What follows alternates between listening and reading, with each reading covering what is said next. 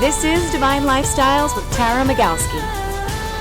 What is a divine lifestyle? Passion, purpose, and living in alignment with your truth. Thank you for tuning into Divine Lifestyles, transforming your life with purpose. On this podcast, we share stories that transform your spirit, mind, and body. I am your host, Tara Migalski, and remember to everyone who is listening, if you dig what you hear, please subscribe, rate, and review. It really helps us to reach a broader audience. And moving on to today's guest, who is a buddy of mine, is Zephan Moses Blaxberg, and he is an author, speaker, and podcaster. And his newest and very first book, Life Rescripted, Find Your Purpose and Design Your Dream Life Before the Curtains Close, will be available this winter 2015.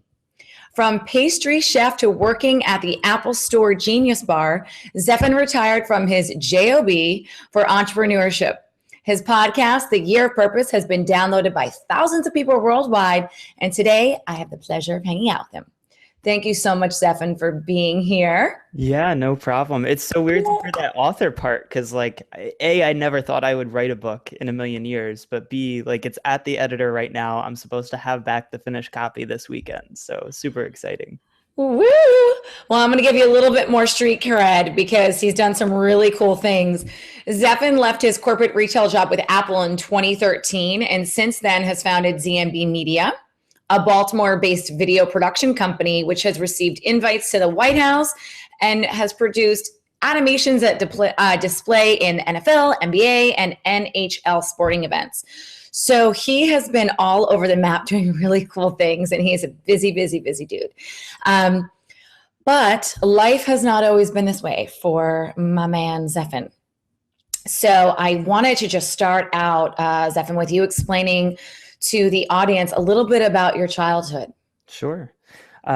So I always like to tell people this story to start on a lighter note, only because there are a lot of dark things in pretty much everyone's past. But a lot of people hear my name and they're like, how did you get that? Because it's such an odd and different name and they don't really know any other Zephans. There are a couple more out there. But my middle name, Moses, actually in Hebrew translates to drawn from the water.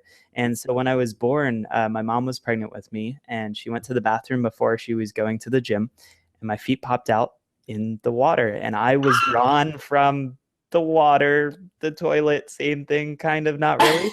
So I have to start out with that because from birth, I've always had a very odd and different story. And so that's where the middle name comes from. And maybe my mom would give you a different answer, but it's totally true. That's what Moses translates to. So I like to go with that story. And so things have always been quite interesting. It's always been kind of this struggle of being thrust into a position that's very extreme. At that time I was born, I had the cord wrapped around my neck 3 times and I had to be resuscitated at birth. And so a lot of the events that have gone on in my life have kind of reflected that type of a moment where it's almost like we can't breathe and we could be dying. And to be able to come out of that alive, breathing, and much like a butterfly. Mm-hmm. And so at 13 years old, I lost 2 people in my life. And it was the first time that I'd ever experienced loss. So I came back from Thanksgiving break and found out that a classmate of mine had committed suicide. And about a week later, a new neighborhood friend of mine had actually died in a car accident, wasn't wearing a seatbelt and was instantly killed on impact. And I never knew what this was going to do to me because at first you're sad, you're angry, you're upset, but you never realize that at 13 this could be completely debilitating. And ultimately I fell into a depression where I was diagnosed as bipolar manic depressive. I had panic and anxiety disorder, parental separation anxiety disorder, and they decided just on top of it all that I had a learning disability. And that's kind of where the second major life event of being thrust into a pretty terrible position started. Wow. Yeah. Well, I know that we've spoken off camera a little bit about your depression, your anxiety, and I think it's really important that we discuss some of the things that you went through with the doctors and some of the things that they were prescribing you, and just your journey with the prescription medicine. Yeah, well, this was back when Zoloft and Paxil and all those lovely concoctions were basically being given out like candy by the doctors. A lot of them were getting paid by the pharmaceutical companies to, test these, to give them out to more people, and they didn't know really what type of effects they were going to have, or at least they thought they did. But here we are over 10 years later, over a decade later, and they just came out the other day, I think it was Paxil, where they said, it's actually proven to make more people commit suicide than to actually prevent it. So I was thrown on pretty much everything under the sun, from tranquilizers to antidepressants to, SSRIs, things like that. And For our listeners, just quickly, can you explain what SSRIs are? yeah, essentially they manage the serotonin in your brain, and serotonin is kind of like one of those it's a happy chemical. Yeah. So if you have, I think it's, if you have a lot of it, you feel you're in a pretty good mood. And if you don't have as much of it going to your brain, then you could be depressed, anxious, nervous, things like that. And so the science behind it, you'd probably have to ask a doctor better than I could explain it. So Surgeon General's warning, I am not a Surgeon General. But neither am I, but I do know that the more that you produce endorphins, which you can get through exercise, eating healthy, the more you'll produce higher levels of serotonin. It's a neurotransmitter. right. So the endorphins work to produce more serotonin levels, which we want because that's the happy, feel good chemical in our brain. And so that's really the thing they were trying to target, is let's just give him more of that, and maybe there wasn't even this, maybe he'll kick it eventually. It was just like, we have no clue what to do with him. He can't even get himself to school. Like it's literally everyone around you feels hopeless too, because at that point in time, and maybe this is still going on now, people just don't know what to do about it.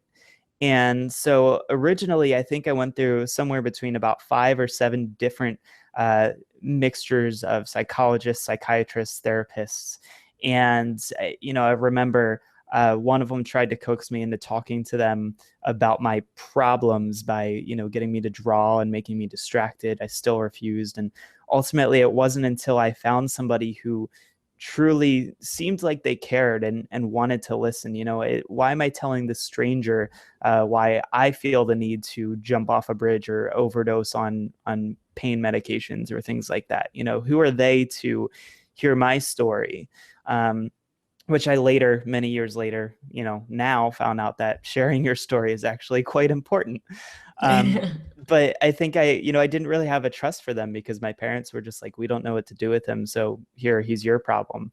And now that's not what they did, but that's what it seemed like to me. My parents care about me deeply, so this isn't to throw anyone's expectation off of who they are. But I went through all these different mixtures, and I remember one doctor had me on, we're going to try this for 3 or 4 days, this for 5 or 6 days, this for 3 or 4 days. And it was literally like 3 or 4 weeks of just like, we're going to try, 20 different combinations.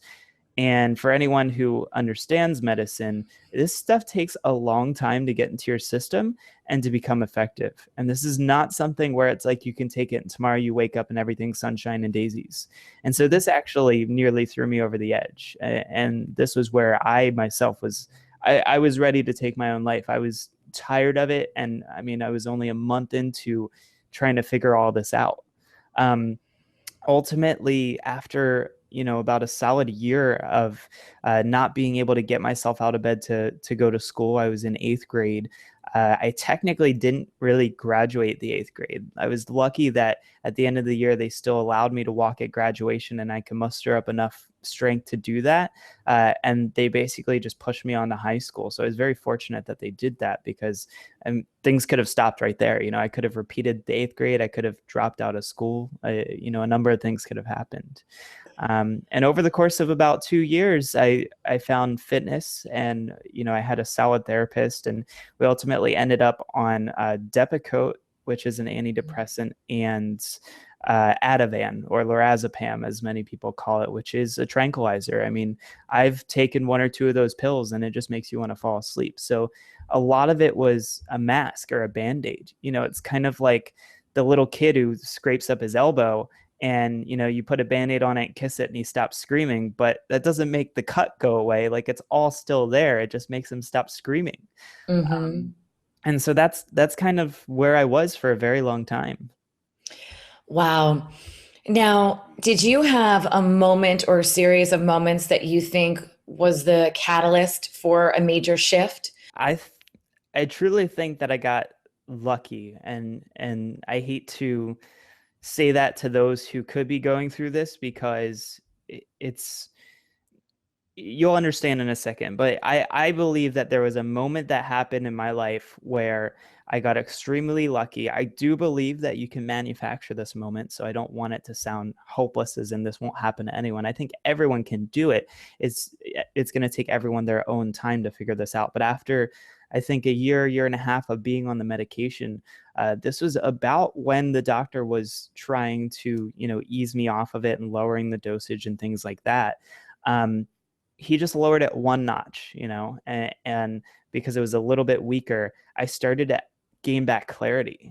Much like that Band-Aid, a lot of these antidepressants, it's not that they make you feel happy, it's that they make it so that you can't feel sadness. Mm. Essentially you just become numb. And so it was almost like having a head cold every single day and walking around. And so I had a day where I think it was right after they started to ease down the medicine. I felt like I could think again. And it was a little piece of it. Like, it was a little inkling. It wasn't like I woke up and this whole day was amazing. It was like I had this 5-minute space, or really what I say it comes down to is like a 30-second space, where I woke up, I walked into the kitchen, took my pills, walked into the living room, sat there on the couch, just kind of staring out blank into the distance, into our backyard. And, I hugged my knees to my chest. I'm kind of rocking back and forth like a crazy person. And I just had enough. I was like, I can't do this anymore. I know that they're trying to ease me off the medicine, and maybe one day I'll be off of it, but the feelings that are still going on underneath of it all, they're still there. I know they're there. I can feel it. I might not, cry or lose my mind over it as much anymore, but it's not going away. And I was like, either by the end of today, I'm going to kill myself, or I have to make a change. That's it. There's no other option. I am going to be done with this world by the end of the day, or something's going to happen. And that something kind of came to me in that moment. And once again, Surgeon General's warning, I decided cold turkey that I was going to cut the medicine. Hmm. I was just about to get to that. I was going to say, you went cold turkey, and that is very, very brave and courageous, because you never know what's going to happen, right? What chemicals, because as you're on these pills, the chemicals, your brain is going all over the place. Tell us a little bit more about that experience, and if you would do it again today. Yeah. So, quitting a medicine like that you've been on for year and a half or so, cold turkey, these are really powerful things. They are modifying the way that your mind is working. They're changing the different neurons that are firing up there, the different chemicals that are being put out. And so this is a very, very critical thing to do, but also it's fragile. And so when I did that, if you've ever met somebody who has quit smoking, those first like 3 or 4 weeks after they do so, they are the angriest person in the world. They hate everything. They hate that the sun came up. They hate that they woke up. They hate that the water came out of the faucet when they were thirsty. There is no reason, but they hate everything. And I really kind of see it as, if you've ever seen any movie with like the Hulk or Dr. Jekyll and Mr. Hyde, where he kind of comes out of that beastly figure where he's thrashing and just, writhing in pain and in this moment. I felt like that was what was happening in my mind for what was easily the next 2 weeks or so. And that's where, the quickest way to get off of the medicine and get it out of your system is cold turkey. The problem is it's the most painful way, and many people can't do it. having come out of it, I kind of have a belief that everyone can do it, but I don't want to go out there and just influence people to start doing that, because it's a pretty unsafe thing to do. It is definitely a very odd movement on my part, because I'm always someone who plays things very safe and very calculated. But it really did get to a point where enough was enough, and that seemed like the only option for me to get my life back. So knowing what you know now, would you have done that again, going cold turkey? I feel like I'm a lot stronger of a person now, so I feel like if I did ever fall back into something, uh, even if it wasn't depression, if it was something else, and I had to cut cold turkey, I think that I'm much stronger now to the point where I could definitely do it again, and I know what to expect. And I think that's the biggest thing, is having this awareness around like what you're feeling and where you are right now, and also where you're going to be for the next, unforeseeable amount of time. And so once you have that awareness, it's like I had somebody ask me actually just last night. She was like, you explained to me that you were diagnosed with bipolar when you were a teenager. Do you ever, do you feel like you have that under control, or like you can manage that now? And I think the first piece of that was I stopped saying diagnosed and I start telling people labeled, because I think that diagnosis is admitting that it's like admitting guilt. It's admitting that this is who you are. And I think when you call it labeling, and that the doctors labeled me as bipolar, it's no longer a piece of me. It's you can call me a Caucasian, you can call me Jewish, you can call me what you want, but that is not necessarily who I am. I'm a person, I'm a human being. The color of my skin does not matter in any context.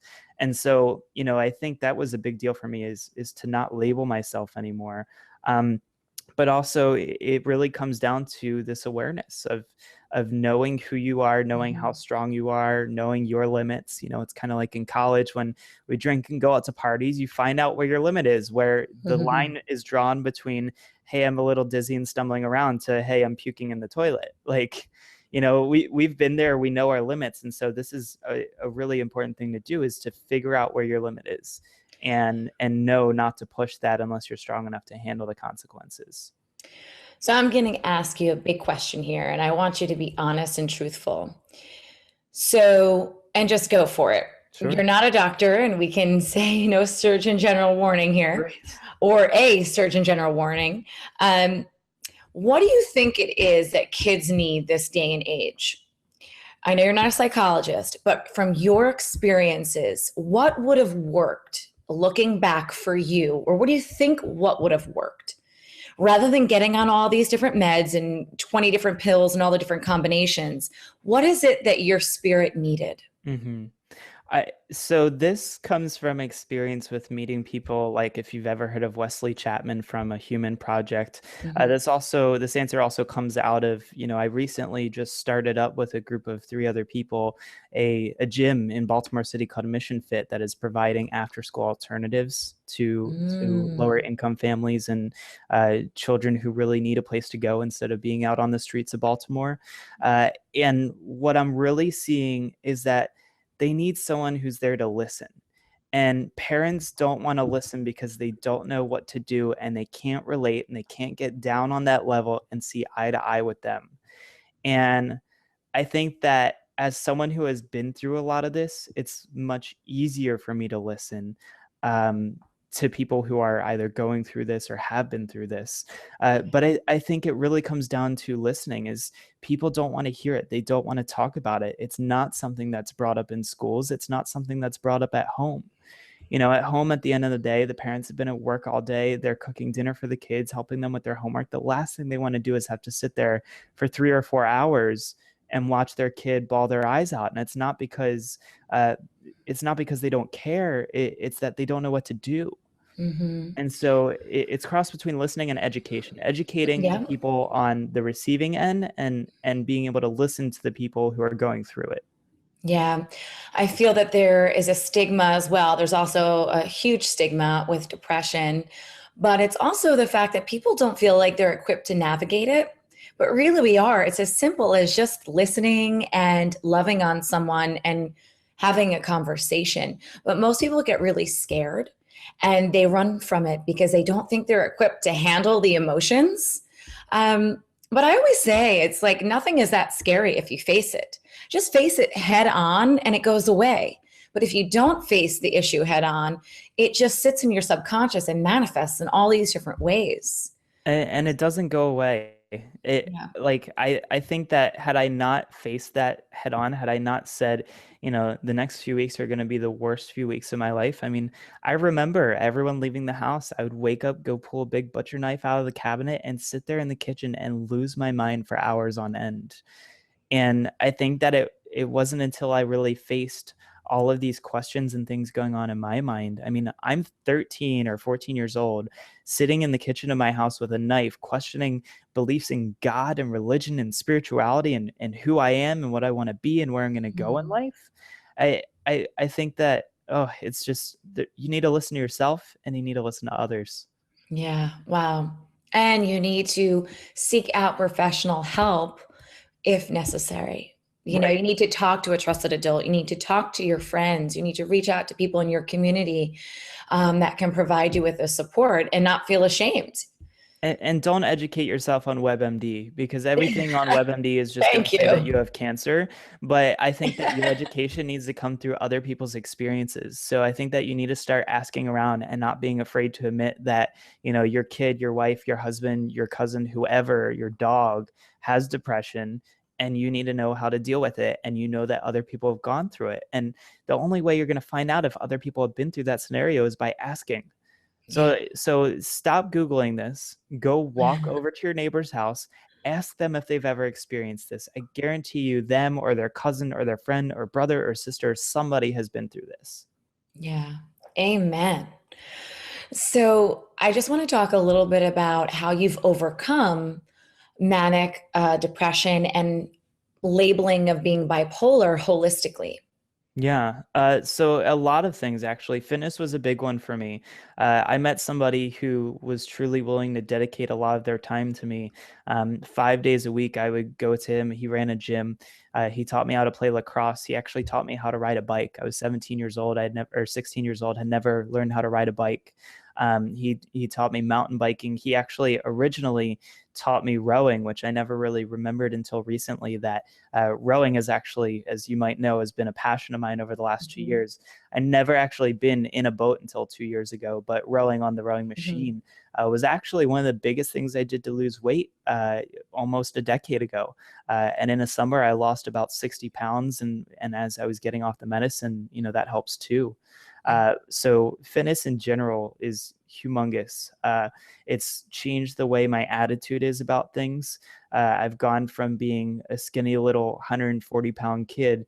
Well, I went from being a 200-pound kid in middle school to a skinny little 140-pound kid, back up to a 185-pound guy who's able to back squat 200 pounds, deadlift 300 pounds, row a single boat for 21 kilometers on the water without any assistance. My hands actually prove it. They're terrible right now. But so fitness, big thing. Meditation, but figuring out where you meditate best. So too many people think that meditation is just sitting there on a pillow in the middle of your living room and playing some music, some incense burning. And for a lot of people, that works. For me, I actually found, and it's so odd, but during rowing, despite how strenuous it is, when I'm on the water, literally the second my feet touch that boat and I sit down in that seat, my mind turns off. And I've never had that experience before without any external drugs or things to make that happen. And so I think that it's so crucial to figure out how you meditate best and then incorporate it, because I've tried standing meditation, walking meditation. I've gone to Shambhala centers, which I enjoy quite a bit, but I've never been able to turn off my mind like I have when I'm on the water. So everyone's going to be different, but finding that meditation. And then nutrition is really the third one, because if you're meditating and you've got fitness down, your body, it's amazing how much research is now coming out that shows the bacteria in our gut and how it impacts a lot of the things that are going on in our brains and a lot of our psychological disorders. people are, and new research is coming in every day. So I'm not trying to be the whole like anti-gluten, anti this, anti that. I'm just saying paying much better attention to the bacteria in your gut is actually going to give you so much more insight as to what's going on in your mind and how you're functioning throughout the day. Couldn't have said it better myself. So let's switch gears. Let's talk about how you took that huge leap of faith and you were working at the Genius Bar at the Apple Store, and you decided, I'm going to start living life on my own terms. And you decided to go out and start your business. Yeah. So tell us about that shift, because this is the second time that you've made another huge leap. I do that a lot. So as you might be able to see, I've got my little Apple shirt here. Fresh from And by the way, he's my little Apple genius. I call him for everything. But please, everyone else, do not call me for that. Do not find my email and contact me for that. I will charge you a high hourly amount. So my first job out of college, even before Apple, was I was working in a marketing company that was the largest info marketing company in the world. And they taught people how to build and run their own successful businesses. So I had a huge background in how to create a successful business, but it wasn't until after that company was bought out and I was left without a job that I started working at the Apple Store. And so that for me was one of those like, hey, don't have a job, freaking out, panicking, need to get a job, applied to like 100 places. First one that popped up, I just took it. And the first 6 months were great. I had always thought, oh my gosh, like I work at Apple. That's pretty cool, man. Like, could work my way up. Who knows? I'll be in California in a year or two. And I'd always wanted to go to California. And as I worked there, I soon realized that, you are in a position to play therapist, which unfortunately is easy for me now, having gone through a lot of really nasty things. But the downside to that is everyone wants to tell you their story, whether it's, my dog died and then I dropped my phone in the toilet and my only photo of him is on this phone, to like, just had a baby, took all these pictures, and, my husband got mad at me and chucked my phone across the room and now the photos are gone. And I'm just like, day in, day out, we were actually pressured to take a new appointment every 10 minutes. And if you do the math, and I'm going to do this here with you, if you're working, an 8-hour shift, you've got 6 sets of 10 minutes in every hour. That means on average, you're seeing about 48 people, and which is about right. I was averaging somewhere between about 40 and 45 appointments a day between my breaks and everything.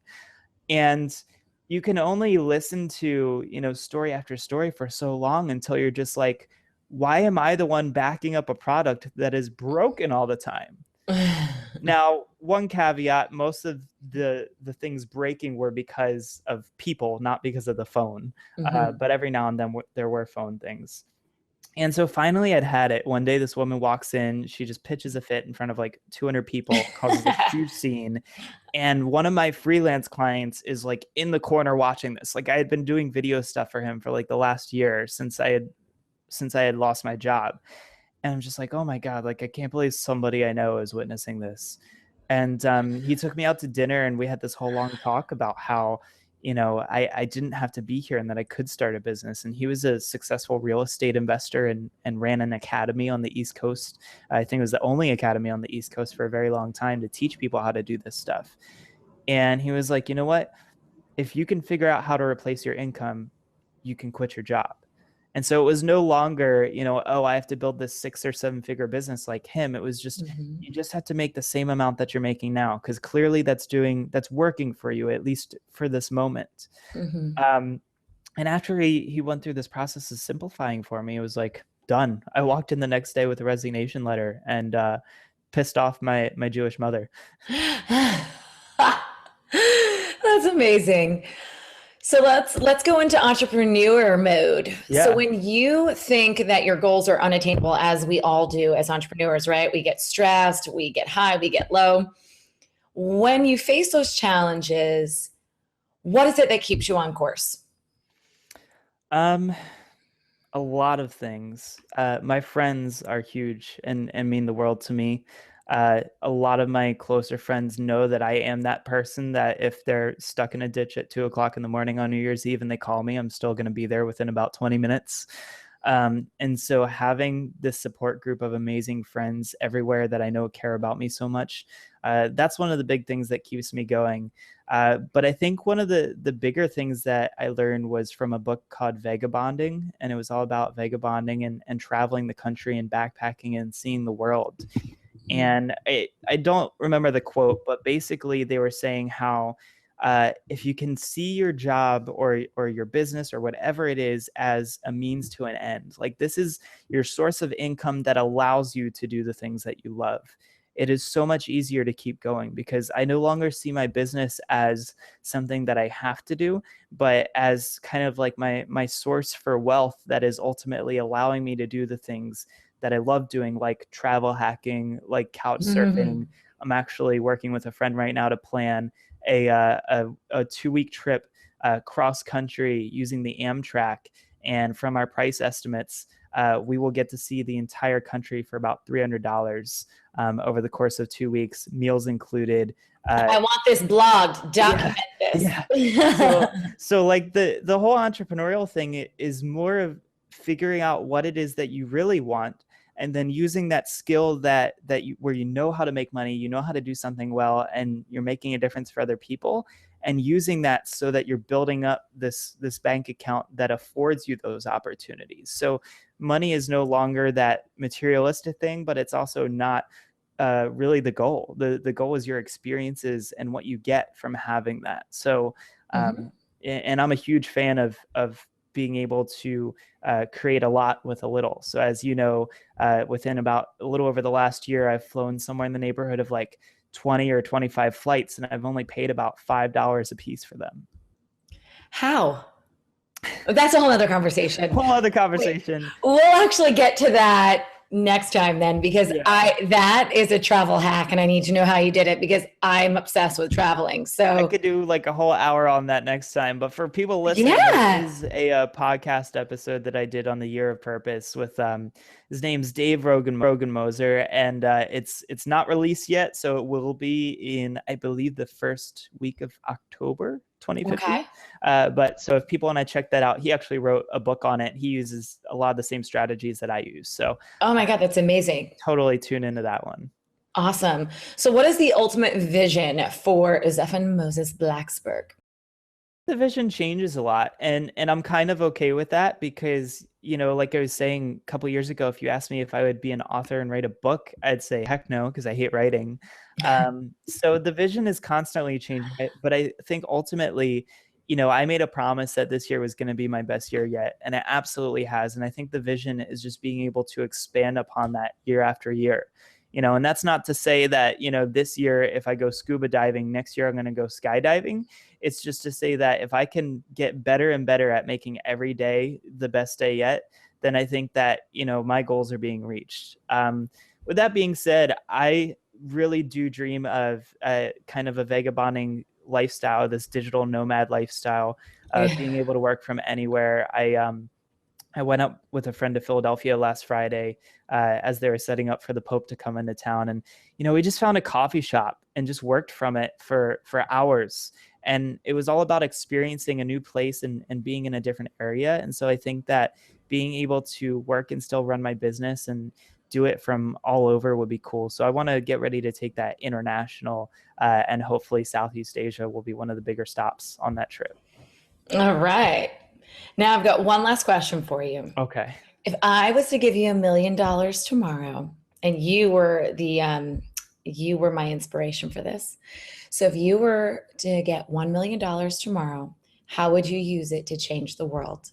So the entrepreneurial side of me says to invest it, because I know that it would return more over time.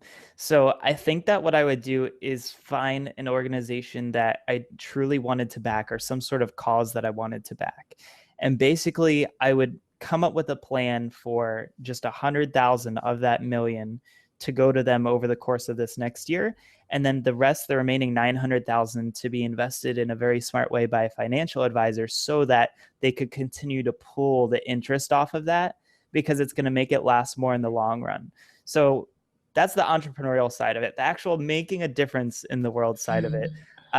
There's two things that hit me harder than anything else: teenagers and homelessness. I always say that I'm a huge sucker for homelessness. I don't know why. I've never experienced it myself, but being an empath, I can truly feel the pain. And I know when the people on the street corner are in pain and suffering. And I know when the people on the street corner are just out there to make a buck or two, to buy more drugs, or to, just because they need money. And so being able to feel the pain, homelessness is probably the biggest thing I'd want to impact. But being a teenager who went through a lot of pain, and also being in charge of a youth group right now where I do oversee a lot of kids that could be going through this and no one would know, I'd have to probably split it between the two, and create some sort of a way for homeless people to get back on their feet, and also to be able to create a way where teenagers can have an open dialogue both with each other and with adults, so that they can make sure that their future is just as successful as their parents and their grandparents. I love it. So can you please tell everyone where they can go to check you out, book you for a speaking engagement, grab a copy of your book, and learn more about all these amazing adventures that you're ready to embark on? Yeah. So the book is, it'll probably be out very soon after this goes live. But for everyone tuning in right now, if you go to liferescriptedbook.com, you can actually sign up there. And for a very short period of time when the book launches, we're actually going to be making it free. So all you have to do is sign up there to find out when that is free. That way you can get that, because I'm not in this for the money for the book. I'm in this to get this out to each and every single person. So ultimately that will notify you as soon as it's ready, so you can jump in and get it. On top of that, we have the Year of Purpose podcast. It's just yearofpurpose.com. And if you're on an iPhone, you can go to GetYOP in your browser, getyop.com, and that'll actually flip you over right into the podcast app, and you could subscribe right there. Ooh, awesome. I love it. Yeah. Thank you so much for taking the time today to just sit and talk and get real. I thank you for that. Yeah, it's awesome to be here. And for everyone who's listening, thank you so much for sticking around. And if you like what you hear, you know what to do. Thank you for tuning in, and make sure you subscribe to this channel to get your weekly fix for all you spiritual gangsters. Any questions or comments, go to my site at taramigalski.com. Drop me a note. I'd love to hear from you. And stay tuned for next week. I got the good stuff.